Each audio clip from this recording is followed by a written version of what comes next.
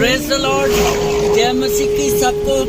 इस वक्त मैं खुदा का खादिम और मेरे साथ एक और खुदा के खादिम पास्टर नजीम साहब, हम मरी की तरफ जा रहे हैं और खुदा के कलाम को क्योंकि हम इस बात पे मान रखते हैं कि खुदा का कलाम एक समंदर है जिसकी कोई एंड नहीं है, और ये भी याद रखने की ज़रूरत है कि कलाम के अंदर, खुदा के कलाम के अंदर जो है कोई भी ऐसी नई बात नहीं है जो शायद हमारी तरह किसी ने या कोई भी स्कॉलर के कि जी मैं बाइबल में से आज कोई नई बात सिखाने को हूँ।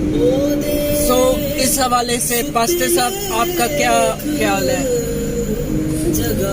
असल में मसीह खुदावंद में आप सबकी सलामती चाहता हूँ, और सबसे बड़ी बात यह है कि असल बात जो मैं करना चाह रहा हूँ वो ये है कि खुदा का कलाम जो अज़ल से अब तक यकसा है, एक जैसा ही है, चाहे उसको हम उस ज़माने के सिनेरियो में देखें चाहे मौजूदा दौर के सिनेरियो में देखें, उसकी तासीर भी वही है, बेशक उसका असर वही है, और उससे बरकत भी वही मिलती है जो उस बरकत को लेने के लिए तैयार हो। और सबसे बड़ी बात यह है, जैसा आपने कहा कि कोई भी ये नहीं कह सकता कि मैं कलाम में से आज आपको नई बात बताऊंगा। असल में वो बात नई नहीं होती, वो सोच नहीं होती है, वो अंदाज नया होता है, वो उसको मौजूदा जो दौर होता है उसके मुताबिक उसको नई सोच के साथ उसको मुतारफ कराता है, इसलिए वो शायद नई बात लगती है। अदरवाइज कलाम मुकद्दस में वही ज़िंदगी की बातें हैं जो मसीह खुदावंद ने कही, वही ज़िंदगी है जो खुदा बाप ने दी, और वो जो पैगाम जो नबियों ने दिया आज भी वही पैगाम हमें इस जिंदा कलाम और जिंदा खुदा के वसीले से मिलता है। आमीन। सो प्रेज द लॉर्ड। और बहुत अच्छा पादरी साहब ने इस चीज़ को वाज़ेह तौर पर हमारे लिए पेश किया है, और इसलिए कहा जाता है कि जो तालीम याफ्ता लोग होते हैं हमें उनके साथ बैठना चाहिए, और हमें ये पता होना चाहिए कि जो बाइबल स्टूडेंट है क्या वो वाकई बाइबल स्टूडेंट है भी या कि नहीं है। सो ये चीज़ें अक्सर हमें देखनी होती हैं। ये नहीं है कि एमी के जो आया उसको कहा जी जिसके आपने बाइबल देख ली हम उसको कहते जी आप पास्टर हो तो आप ये हो तो आपको नहीं। फर्स्ट उसकी कॉलिंग क्या है, और उस कॉलिंग में सिर्फ कॉलिंग पे नहीं रहना बल्कि कॉलिंग को पॉलिश करने के लिए आपको ज़रूरी है कि आप अपने आप को पॉलिश करें, और उस कॉलिंग की पॉलिश क्या है? स्टडीज़ लेना। और हमारे अक्सर मसीह लोगों में मोस्टली मैंने यही देखा है कि हम लोग एजुकेशन की तरफ इतना ध्यान नहीं देते और फिर मार खा जाते हैं हम हर लिहाज से।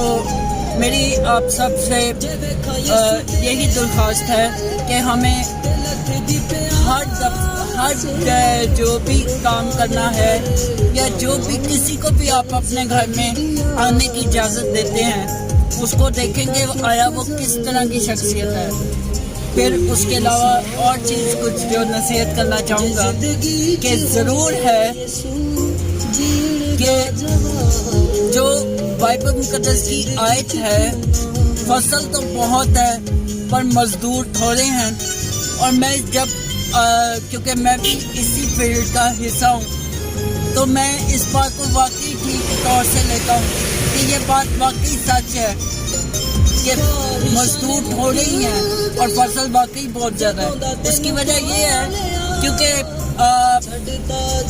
जो सही तालीम देने वाले और सही तरीके से बाइबल को पेश करने वाले बहुत कम है, जो खुदा बाप, खुदा बेटे, खुदा रूह कुदस को एक मानते हुए और ऐसी और बहुत सी तालीम जो बाइबल के अंदर हमें काफ़ी चीज़ों से मुख्तलिफ तंजीमें बना देती है। अक्सर चीज़ें ان سے ہمیں پاک رکھنے کے لیے واقعی اگر ہم سوچیں تو مزدور واقعی تھوڑے ہیں.